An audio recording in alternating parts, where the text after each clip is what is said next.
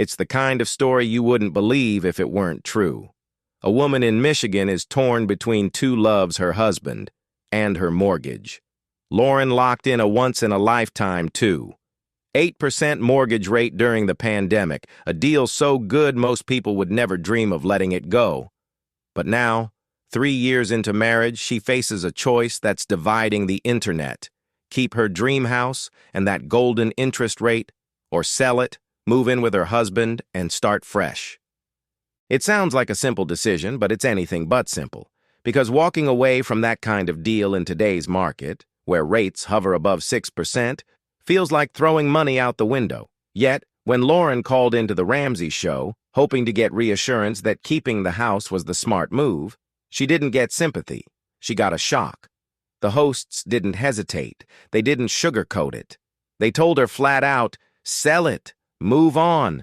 Don't let that interest rate control your life." And that one moment, that one piece of advice, exploded across social media. Because suddenly, it wasn't just Lauren's decision anymore. It became everyone's debate. Would you hold on to a once-in-a-generation mortgage rate, or give it up for love, family, and a future you can't predict? The answer isn't as clear as it sounds. And to understand why, you have to see how we got here, how the dream of the perfect mortgage became the reason so many Americans feel stuck. To really understand Lauren's dilemma, you have to know just how rare her situation is. Back in 2020 and 2021, when the world was shut down and uncertainty ruled everything, there was one silver lining: money was cheap. The Federal Reserve had dropped interest rates to near zero, trying to keep the economy alive. Banks followed. Suddenly, you could lock in a mortgage rate that felt unreal: 2.8%, 6%, even lower for some lucky buyers. People called it free money. Homeowners rushed to refinance, buyers flooded the market, and for a brief moment, it felt like everyone could finally afford their dream home. That's when Lauren bought hers, a cozy place in Michigan, now worth more than it was back then, with about $100,000 in equity. A home she could easily rent, easily love, and never want to give up. Fast forward to now. Mortgage rates have more than doubled, over 6%, according to Freddie Mac. For many people, that 2.8% rate is the one thing keeping them from selling, moving, or even starting fresh with their partners. For Lauren, that number isn't just an interest rate, it's become part of her identity. It represents stability, security, and a past version of life that felt safe. But here's where it gets complicated. Her husband rents. And after 3 years of marriage, they're finally planning to live together in a city 2 hours away from her home. That means she'd have to either rent out her old house or sell it.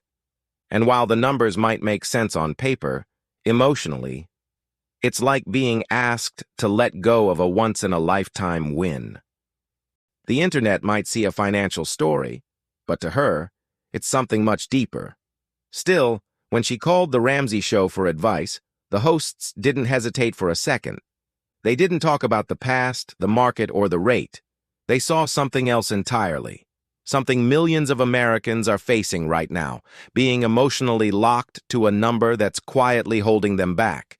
And what happened next turned this simple mortgage question into a nationwide argument about love, money, and what we're really willing to sacrifice for security. When Lauren asked the Ramsey Show what she should do, she probably expected a discussion, a breakdown of pros and cons, maybe a little empathy. What she got instead was a financial gut punch. John Deloney didn't even pause. He said, "Sell it today and put the $100,000 down on a new house." Ken Coleman jumped in.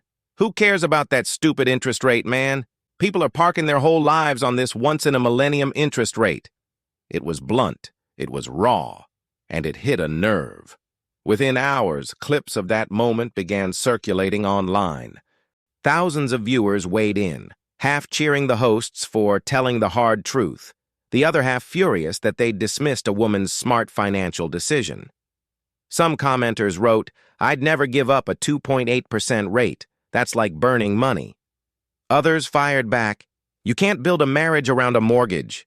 The internet was split right down the middle. Was Lauren being financially wise or emotionally trapped? And that's what made the story explode. Because deep down, everyone watching could see a bit of themselves in her situation. We all have something we hold on to: a job, a car, a home, an old comfort, because we're afraid we'll never find something that good again. For Lauren, it's her house. For others, it's the illusion of control. But here's the part that most people missed. It wasn't just about the interest rate. It was about what that low number does to people, how it locks them in, not just financially, but emotionally. That's the hidden trap millions of homeowners are falling into right now. And economists even have a name for it. It's called the lock-in effect. And if you think this is just about one woman in Michigan, you're wrong. It's quietly reshaping the entire U.S. housing market. It sounds like a technical term, but the lock-in effect is really just a modern kind of trap. Here's how it works. Imagine you bought your home when rates were rock bottom, around 8%. Your monthly payment feels light, manageable, even comfortable. Then rates double to more than 6%. Suddenly, if you try to sell and buy again, that same loan would cost you hundreds more every month. For Lauren, a $200,000 mortgage at 2.875% means about $830 a month. At 27%, the same loan jumps to around $1,234. That's over $400 more every single month, nearly $5,000 a year gone. Multiply that by millions of homeowners, and you see why the market has frozen. People aren't moving. They aren't upgrading. They aren't downsizing. They're locked in by the golden chains of their old mortgage rate. Researchers from the Federal Housing Finance Agency found that when market rates rise just 1 percentage point above a homeowner's current rate, the likelihood that they'll sell their home drops by about 18%. That's not just a statistic. It's a reflection of fear. Fear of paying more. Fear of losing what feels like the last good deal left in America. Lauren's story isn't an exception. It's the rule now. She's part of a generation of homeowners stuck between logic and emotion, between what makes sense financially and what feels safe psychologically. And the irony?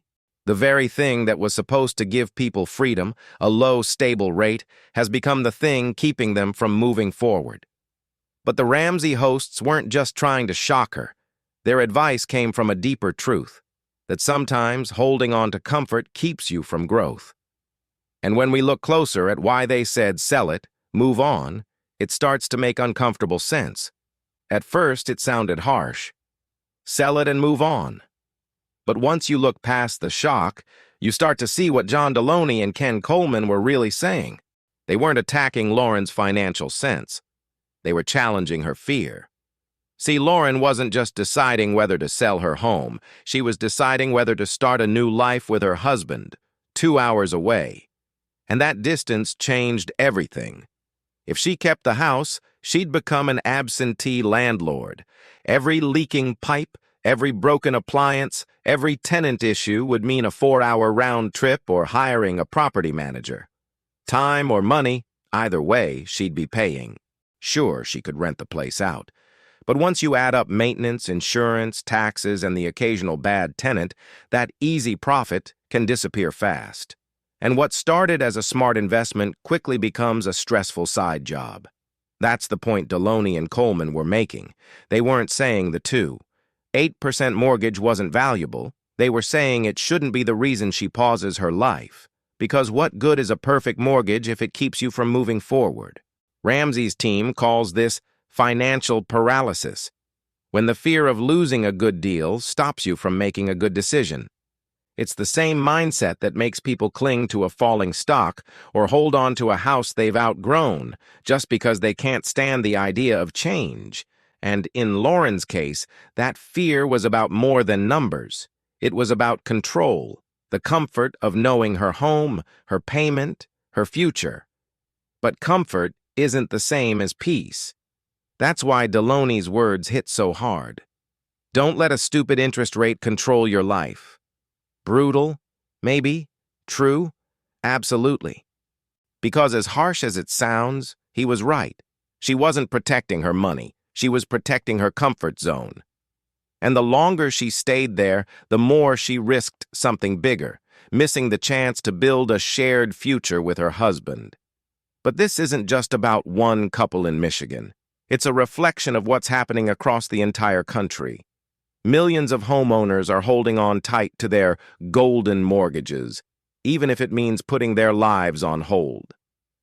And that's turning into one of the biggest hidden crises in the housing market right now. Lauren's story might sound personal, but it's really a mirror of what's happening all across America.